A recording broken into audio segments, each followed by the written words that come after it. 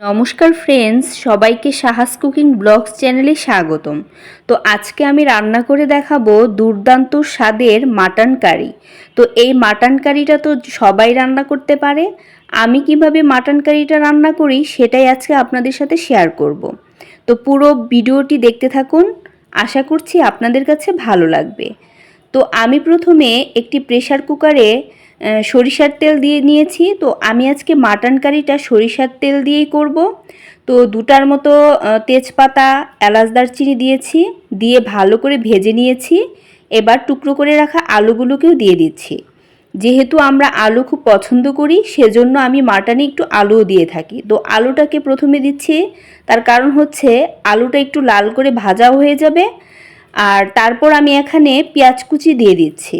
তো পেঁয়াজ কুচিটাকেও আলুর সাথে ভালো করে ভেজে নিচ্ছি। তো পেঁয়াজ কুচি আর আলুটা আমার মোটামুটি ভালো করে ভাজা হয়ে গেছে। এই পর্যায়ে আমি বাটা মশলাগুলো অ্যাড করছি। তো প্রথমে আমি এখানে 1 চামচ মতো রসুন বাটা, তারপরে হচ্ছে আদা বাটা, পেঁয়াজ বাটা, জিরা বাটা আর হচ্ছে কাঁচামরিচ বাটা দিয়ে দিচ্ছি। তো সব বাটা মশলাগুলোকে ভালো করে আমি কষিয়ে নিচ্ছি। একটু সময় নিয়ে কষাতে হবে, কারণ বাটা মশলাগুলোর মধ্যে অনেকটাই কাঁচা গন্ধ ভাব থাকে। ভালো করে সময় নিয়ে কষালে তাহলে এই গন্ধটা চলে যাবে। তো এখন আমি শুকনো মশলাগুলো অ্যাড করে দিচ্ছি, যেমন হলুদের গুঁড়ো, মরিচের গুঁড়ো, ধনিয়া গুঁড়ো ও স্বাদ মতো লবণ দিয়ে পরিমাণ মতো একটু জল দিয়ে নিচ্ছি। জল দিয়ে ভালো করে মশলাগুলোকে আবার কষিয়ে নিচ্ছি। মশলাগুলোকে এমনভাবে কষাতে হবে যতক্ষণ পর্যন্ত না তেল চলে আসে। তো মশলাটা আমার কষানো হয়ে গেছে। তো আগে থেকে কেটে ধুয়ে রাখা মাংসটাকে আমি ওর মধ্যে দিয়ে দিচ্ছি। তো খাসির মাংসটাকে দিয়ে ভালো করে কষিয়ে নিচ্ছি। তো এই পর্যায়েও বেশ কিছুক্ষণ ধরেই কষিয়ে নিতে হবে। তো এখন আমি একটু আমার হাতে তৈরি করা টক দই দিয়ে দিচ্ছি। খাসির মাংসতে আপনারা অবশ্যই টক দইটা অ্যাড করার জন্য অ্যাড করবেন। তার কারণ হচ্ছে টক দইটা দিলে খাসির মাংসটা খুব সফট হয়, খেতেও ভালো হয়। আর সামান্য পরিমাণ একটু চিনি অ্যাড করছি। চিনিটা দিলে খাসির মাংসের কালারটা অনেক সুন্দর আসে।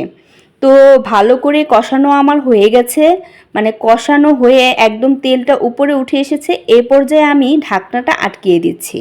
তো আমি এখানে প্রায় 8-10টার মতো সিটি দিয়ে নিয়েছি। যেহেতু আমার প্রেসার কুকারটা অনেক আগের, আমার সিটিটাও অনেক বেশি লাগে। তো আমি 8-10টার মতো সিটি এখানে দিয়ে নিয়েছি।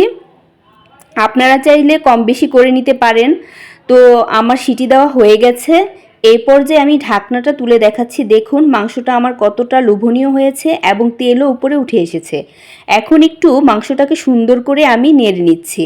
তো দেখুন মাংসটা আমার একটুও তলানিতে লেগে যায়নি। তো এই পর্যায়ে আমি সামান্য পরিমাণে একটু ঝোল দিয়ে দিচ্ছি। আর 2টার মতো আস্ত কাঁচামরিচ দিয়ে দিচ্ছি সুন্দর একটা ফ্লেভারের জন্য। আর এলাচ, দারুচিনি বাটা দিয়ে দিচ্ছি।